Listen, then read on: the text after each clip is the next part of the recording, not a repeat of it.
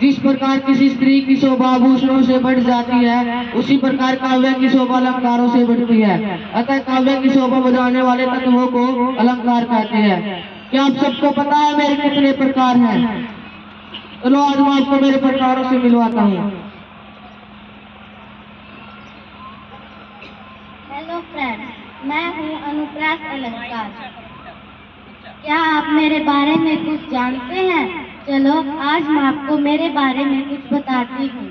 जिस वाक्य में वर्णों की बार बार आवृत्ति के कारण चमत्कार उत्पन्न होता है, वहाँ अनुप्रास अलंकार का प्रयोग किया जाता है। जैसे रघुपति राघव राजा राम पतित पावन सीताराम। यहाँ पर त्रय की आवृत्ति बार बार होने के कारण चमत्कार उत्पन्न हुआ है, इसलिए यहाँ पर अनुप्रास अलंकार का प्रयोग किया गया है।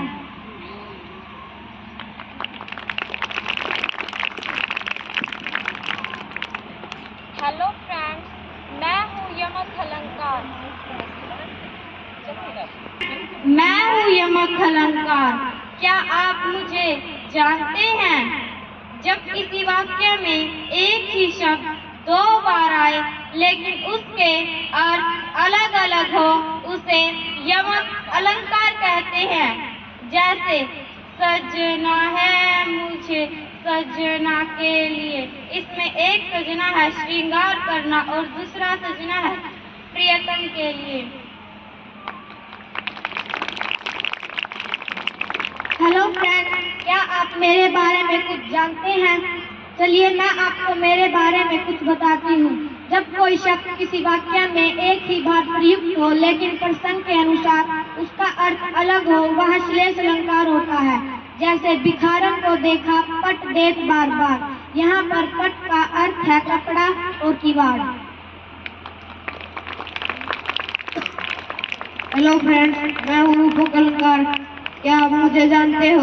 चलो आज मैं आपको बताता हूँ। जहाँ अत्यंत समानता दिखाने के लिए किसी उपमान और उपमेय में अभेद आरोप किया जाता है, वहाँ रूपक अलंकार होता है। उपमान का अर्थ है वस्तु, उपमेय का अर्थ है किसी की विशेषता। जैसे मैया मैं तो चंद्र खिलौने हूँ, इसका अर्थ है बच्चा अपनी माता से चंद्रमा के समान खिलौने की मांग कर रहा है। हेलो फ्रेंड्स, मैं हूँ उपमा अलंकार। क्या आप मेरे बारे में जानते हैं? चलिए आज मैं आपको मेरे बारे में बताता हूँ। जहाँ किसी व्यक्ति या वस्तु के गुण दोष को बताने के लिए किसी लोक प्रसिद्ध व्यक्ति या वस्तु से उसकी तुलना की जाए, उसे उपमा अलंकार कहते हैं। जैसे ग्रीष्म जीवन है तो शीतल बयारे बेटियां, रात जीवन है तो समझदार तारे बेटियां।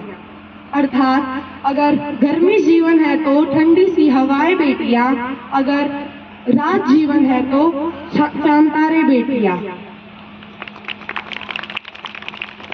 हेलो फ्रेंड्स, मैं हूँ उत्प्रेक्षा अलंकार। क्या आप मेरे बारे में कुछ जानते हैं? चलो आज मैं आपको मेरे बारे में कुछ बताती हूँ। जहाँ समानता के कारण उपमेय में उपमान की कल्पना या संभावना की जाती है, वहाँ उत्प्रेक्षा अलंकार होता है। इस अलंकार के वाक्यों में जनु जानो जनु, मनु मानो मनु आदि शब्द आते हैं।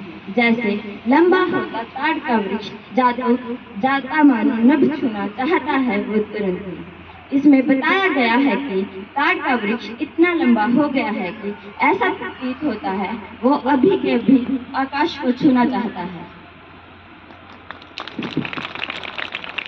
हेलो फ्रेंड्स, मैं अतिशयोक्ति अलंकार हूँ। क्या आप जानते हो मेरे बारे में?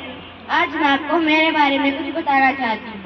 अति का अर्थ है ज्यादा और उक्ति का अर्थ है बाटी, अर्थात किसी बात को हद से ज्यादा बढ़ा चढ़ाकर कहना अतिशयोक्ति अलंकार कहलाता है। जैसे आगे दरिया बड़ी अपार, घोड़ा कैसे उतरे पार, राणा ने सोचा इस बार, तब तक चेतक था उस पार। इसमें राणा प्रताप के घोड़े चेतक के बारे में बात बढ़ा चढ़ाकर कही गई है। हेलो फ्रेंड्स, मैं हूँ मानविका अलंकार। क्या आप मेरे बारे में कुछ जानते हैं? चलो आज मैं आपको मेरे बारे में बताती हूँ। जहाँ प्रकृति की वस्तुओं पर मानवीय भावनाओं को दर्शाया जाए वहाँ मानवीकरण अलंकार होता है। जैसे एक दिवस सूरज ने सोची छुट्टी ले लेने की बात, कुछ पल सुकून मिलेगा, चलने दो धरती पर रात। इसमें सूरज पर मानवीय आरोपण किया गया है। तो ये सब थे मेरे प्रकार। आशा करता हूँ कि आप सबको मेरे प्रकार से मिलकर खुशी हुई होगी। धन्यवाद।